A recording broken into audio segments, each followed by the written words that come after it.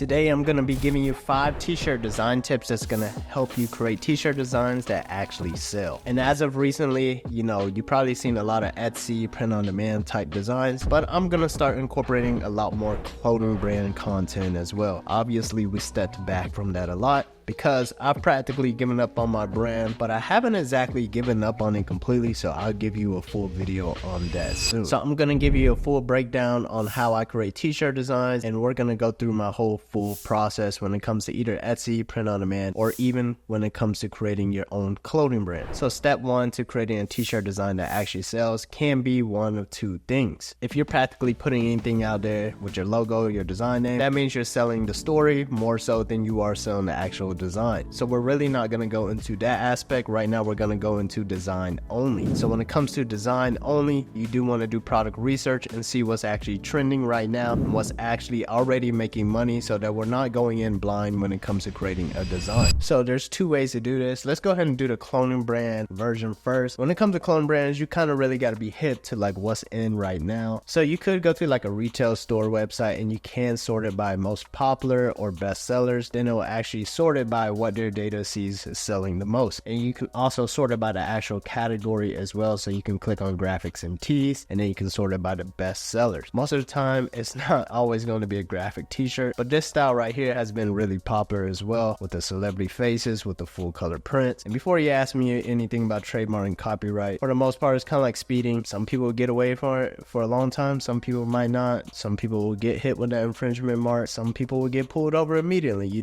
Some people have the license to actually do so. That's a conversation you can practically have with yourself. But we'll go ahead and open one up anyways, and we'll do one of these types of designs because this has been really trending. So when it comes to doing something like this, I would just pretty much do it in Photoshop. So this is a full-size print, so it's probably going to be like a 16 by 20. It's really important that you start to know your t-shirt dimension size as you start printing t-shirts. So 16 by 20 is a pretty common direct-to-garment full-size print. Now for the most part, I'm more proficient with Photoshop than I am with Illustrator. So I use Photoshop a lot. Even when I'm doing vector-based designs, I still mess with Photoshop a lot. And the most important thing really is just making sure the dimensions is in the same size as the print is actually going to be. So for this instance, it's going to be 16 by 20. I always put 300 DPI for printed items. 72 DPI is actually for the web and the computer and what you see on screen. So I'm going to click create. Now I'm just going to go to Google and type in Dennis Rodman face PNG. And obviously I have a whole bunch of them right here, but here's a Google hack that you need to know. You need to click on tools, you need to click on size, and you need to click on large, because all these other images that's on here, it might look great, but it's not in high definition. It's not an HD image, it's not large, and the quality is going to be lost. So you want it as large as possible. So obviously you could just go on here and download it if you really wanted to, or you could just go ahead and start to create your own. So for this example, I'm just going to go ahead and take one that's not edited just yet. That way I can show you guys how to do it. So I'm going to click copy image. I'm going to paste it on over here. Going to go ahead and resize this as much as possible. And then now what we need to do is take apart the background. We can try the AI tool, remove background. It's not always perfect, but of course we can try it out. So here we have a decent amount taken out. Now we can just take our pen tool and let's see if the original had up to his neck or not. Nah. All right, so we're going to go ahead and start taking some of that out. Make selection. Are you going to click right click, make selection, and always put a 0.1 radius for the feather. That way it's not a really harsh cut. So I'm going to click OK. Hit delete. We got to raster this image first before we delete it.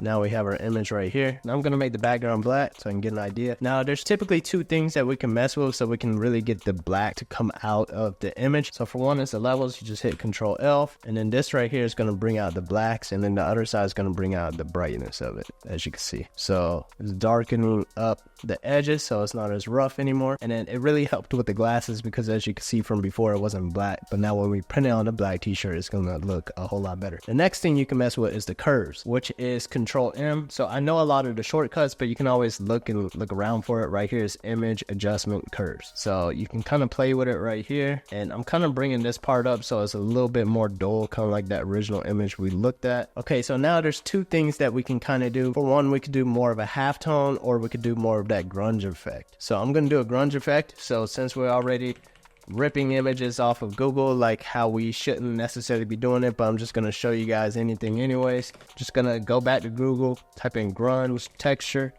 tools, size of art. And of course you want to look for one that does not have a watermark on it. I don't necessarily see one on there. Right click, open image. I don't know if I like this one too much. It has too many of the holy dots and it's not going to look as good. And it also has the watermark. Let's try this one right here. I'm gonna copy this on over. We're gonna paste this on over the image just like this. And then there are two shortcuts that I use a lot that I probably never say, but that will help you, is when I hold Alt and I use the scroll on the mouse, it helps me zoom in and out. Number two is like, you see how the canvas is static? I hold the space bar and that gives me the hand tool, which allows me to do this. All right, and then also one more is the control tool. When I hold the control and use the scroll, I'm going left and right. So now that I have this right here, I'm gonna click on this right here, and then I'm gonna mess with the blend modes. So as you can see, it's giving me that texture, right? So we can put it on multiply. If I don't necessarily like this side of the grunge, what I can do is hit invert. Now I can look at the other side of it. So let's go here to soft light. And then now what we want to do again is mess with the levels once again. So now we can mess with all the whites that's in that grunge or all the black that's in the grunge. And there you pretty much have it right there. Now this color of the image is a little bit too vibrant for me compared to the original. The original one seemed a little bit more of that saturated tone, but you know, you would pretty much just mess with the colors until you're pretty much happy with it. One other thing you can do is click on filter and go to camera raw filter. Now we have this right here up. Clarity is always a nice little boost that pretty much defines the actual texture of the actual image some more. So, you know, that pretty much helps with that. And then now we have the light side. And we're gonna up the exposure slightly and boom, it kind of brightened it up a little bit more.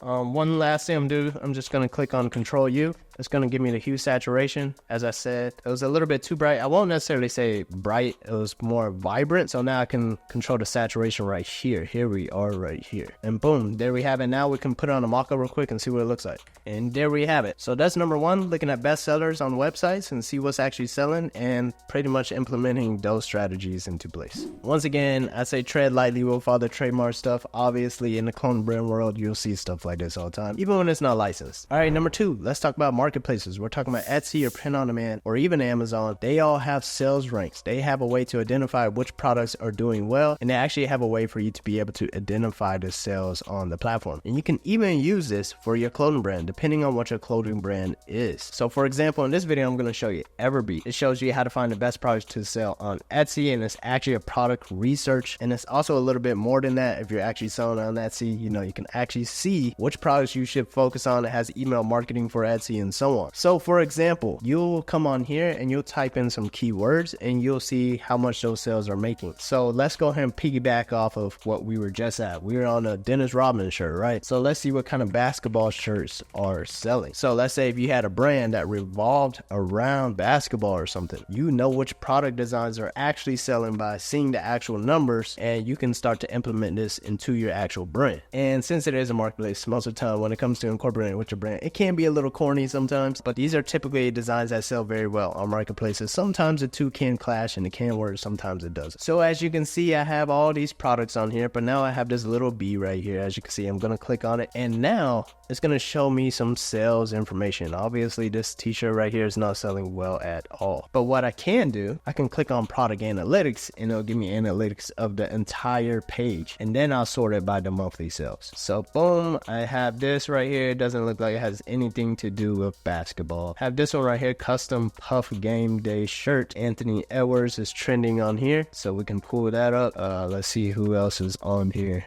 No one else, but we have all these other game day style t-shirts, and this works best for mostly like Etsy or Amazon. Or if you have like a really girly kind of brand, you can start to incorporate this style of text or font onto your actual designs. Or maybe you don't necessarily have a girly brand, however, maybe you still have a line that caters to women. You know what, this is a textile that women likes. You know why? Because it's actually proven. When I click on analyze analytics, it's doing about $3,600 per month, doing roughly 145 sales per month. So you know, this is something that works. All right, so here we have an Anthony Edwards shirt, so we know this one is trending. This one's actually doing $1,400 in sales per month. So instead of doing the Dennis Rodman face like we just did, you could do an Anthony Edwards shirt instead if that's what you want to do. But for something like this, how are we going to get this design? So we are on this right here. What I'm going to do is I'm going to open this up. What I'm going to do is on Windows, Control Alt S, or on Mac is, what is it, like Command 4 or something? I forgot. I haven't used Mac in a while. I will head on Google, or you could just go to the website really. Whatthefont.com. I'm gonna paste my image right here and I'm gonna click search. Now I can figure out what font this actually was. Click identify font, and here we get some fonts that are similar to it, not necessarily the exact ones. Well, this one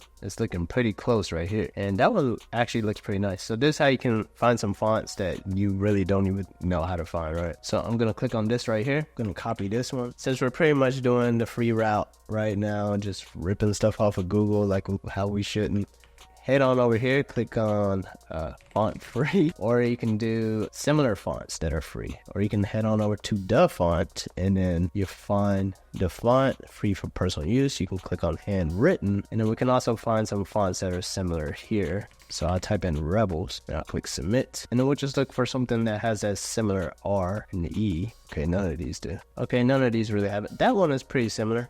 But what you can do on the font is click on more options, click 100% free. That way you know you can use it. None of those. But anyways, here's our font right here. You can download it. Beware of viruses. But I'm sure you get the point. So that's pretty much number 2, is how to be able to do product research on a marketplace and also implementing that into your brand. All right, number 3, we're going to be talking about placements. So for the most part, we've just been talking about a full front print, but there are different types of placements that can make a design look better. It can be front and back. It can be front sleeve and back, or just back down the middle, front, down, and the bottom. There's multiple different types of placements. So let's go ahead and look online and see what type of placements we can design real quick. So here I am back on Urban Outfitters. Obviously, I'm still sorted by bestsellers. This one right here, we have the full back print with a little patch at the bottom right. This one we have the very common one, which is front left chest and the full size back. We have the full front left chest, full back, front center. This one right here, full front and sleeve. This one right here is pretty interesting, kind of at the top to the right, left align, right align, and then obviously the common left chest and back. So this is a pretty common one right here that you can also incorporate with your designs. The customer has the perceived value that the t-shirt actually costs a lot more, because it does actually, because it costs you more to do more than one hit. You have to do the front hit and the back hit. And when I say hit, a lot of times when you're talking screen printing, you're talking about like a hit per color. So you're talking about per print, really. So you have a front print and a back print. So, you know, the customer feels like, oh, it has more ink, or it has a lot more to the actual shirt. So, you know, they have that value feeling of like it costs a whole lot more. Now what we're gonna do is make this front and back. So instead of putting him on the front, we'll post him on the back, just like that. And then now in the original one that had kind of his signature with the flames or whatever. So what we can do is we're gonna go Dennis Rodman signature, click on images, once again click on tools, size, large, and then now what we're gonna do is click on this one right here, right click, copy. We're gonna paste it here. And then how are you gonna remove the background? What you want to do first is hit control levels. This is an important one that I actually use a lot, that I showed you guys in the beginning. And then we can move this, give us more white, give us more black. Now we can hit the W button for the magic wand. Make sure contiguous is clicked off. That's gonna select all the white that's on here. And then you can hit delete. And now it still has some edges and whatnot. So what we can do to keep that rough texture, we'll keep contiguous unchecked. I'm gonna desaturate this image so that all of that is white. I'm gonna hit control levels once again, and I'm gonna really brighten this up so that texture is still there. Now I'm gonna hit W, and then I'm gonna hold shift so that it gives me another selection, so I can select it one more time.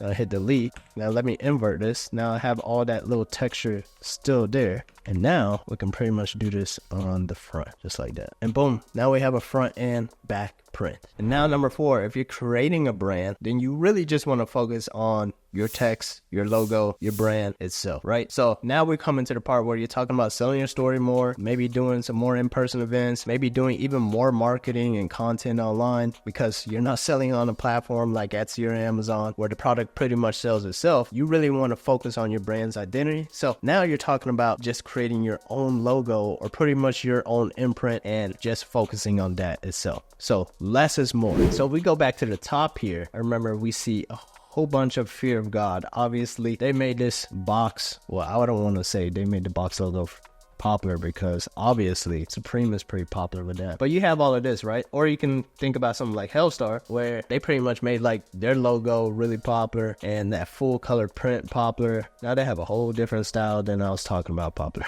So I was really more so thinking about the full size t-shirt prints that were popular. Looks like they switched it up quite a bit. They have that design that kind of looks like a Reebok logo kind of ordeal. They really focus on their logo a lot. So think about keeping it simple whenever it comes to creating creating your actual design. Although a lot of their designs are crazy, they always focus on their actual logo itself. So let's go ahead and see if we can combine two different types of designs that are popular with your actual logo itself. So for example, I see this one and I think this one's pretty cool, but I also see how they have like the central sphere of God here. So what you can do is, let's look at this real quick. So you can pretty much create your logo similar to that and just kind of have it really simple, right? I don't know how else to say this, but I'm gonna take that idea, basically steal it, and I'm about to get real off topic in a second. So I like how theirs was, but I'm just gonna pretty much put my own text now. So I'm gonna pretty much resize this and do something like that. Also change the colors to where it's more similar to theirs, the box all the way over here. And boom, that's pretty much it, because you're focusing on the message of your brand itself, right? So right here, I'm talking about keeping it simple. And yes, I practically stole the design. I'm not going to talk about still like an artist, because I've talked about that multiple times on the channel. But one thing I'm going to talk about is how Virgil always talked about the 3% rule, and how he pretty much takes a piece of a design by 3% and then like changing it completely. But one thing that I've seen like a lot was like Virgil was taking things 100% at a time and pretty much turning it into his own. Like one thing I remember seeing a lot was the off-white logo, and this was from like the Glasgow airport or something like that. So that's originally that airport design, and it turned into the whole off-white logo. There's actually multiple different designs that he allegedly stole, but that's besides the point. I'm not trying to tear him down at all, the late Virgil. But the thing is, one of the best ways to learn is pretty much still like an artist. So, you know, by me creating this, it allows me to know like this will work, and then eventually I can pretty much probably turn it into something else. Like for example, I can delete this, and I kind of like how it says after hours days.